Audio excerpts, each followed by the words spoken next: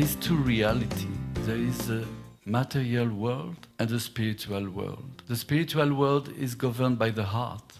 I mean the spiritual heart. And the material world is governed by the mind, which is connected with the senses in the outside. So the whole process is to go inside of us. Like it's said in the Bible, give what belongs to God back to God. And everything belongs Him. Nothing is all ours. We don't have to be attached to anything, because attachment is something that the mind creates and bind us to this material world. At the beginning, when we were always with the divine, before this process of incarnation in the material world, our thoughts were always focused on the divine. So it is with this attachment that we made to the material world, the whole thing is about the mind. You know, once Guruji was giving an interview a long time ago, and one man came and he said, I have a retarded child, and you know, I would like to have a normal communication with him. So I am ready to take his karma to get this normal relationship with him. Could you do something, please, and help me? Asked the man to Guruji. Guruji was ready to help this father, but he told him, you know, it's not possible. Why? Said the father, but I'm ready to take his karma. No, said Guruji, you have to understand that your child is much more advanced as yourself on the spiritual path, because he knows that it is the mind who creates the attachment. So he came like this. But it was difficult for the father to understand this.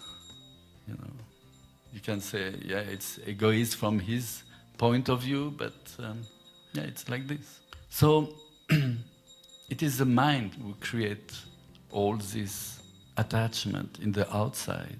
You know, it's the same when we make a Japa walk in the forest. You repeat your mantra, or music, or a dog who is barking, and you continue. You have your mind focused on the divine. And like this, it is on the spiritual path.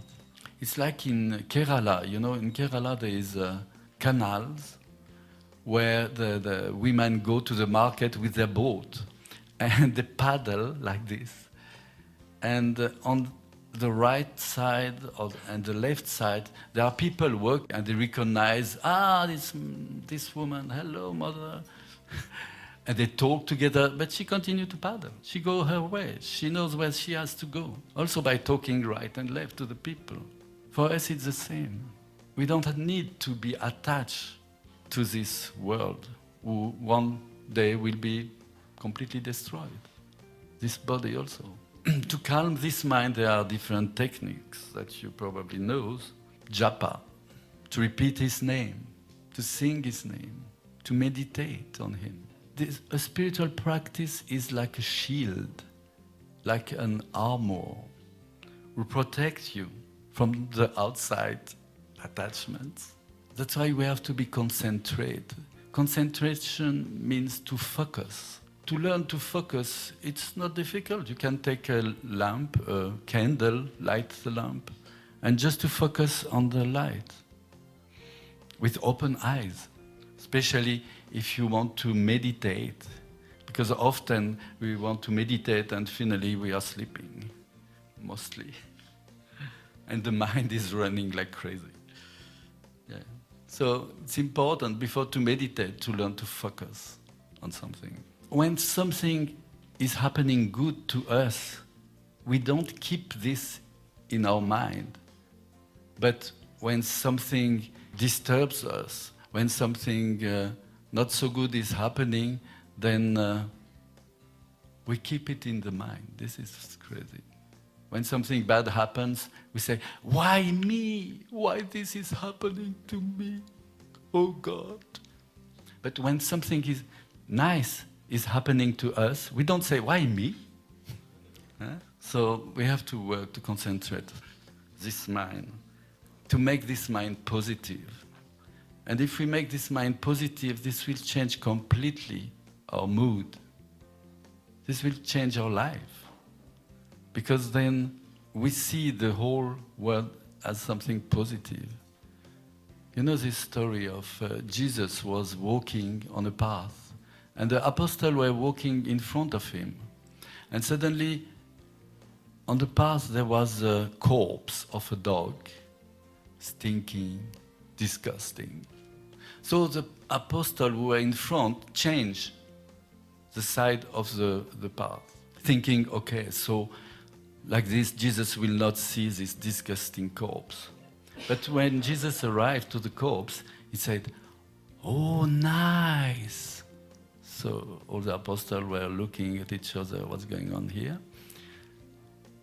And Jesus said, "Look how nice the teeth are shining."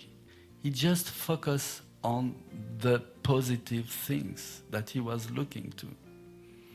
It's like Guruji, you know. Guruji see everything in all of us, in each of us, the bad and the good.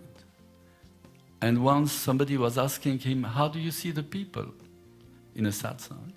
And he said, "I look only at the positive side of everyone." Because you can imagine if he was looking to the negative, how depressed he would become. So that's why we have to think with our heart, to drop the mind in the heart, and to feel with our heart.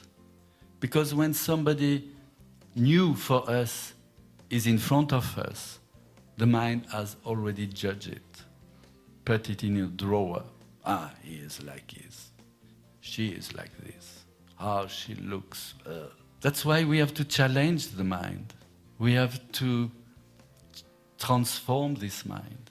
When we challenge the mind, then we can change completely our own mood. We change our life. When you see a negative thought, thinking whatever, something negative, then change it. Say, "No, it's not like this. It's like that." Something positive. And this will make our heart open. Because on the spiritual path, you know, it begins little, like a small river, but more and more river of grace will come to help us. And then it is a big river who is flowing down to the sea, to merge in the sea. We can use this mind, we can use our thought to open our heart, putting positive thoughts inside ourselves, just by saying your Guru mantra.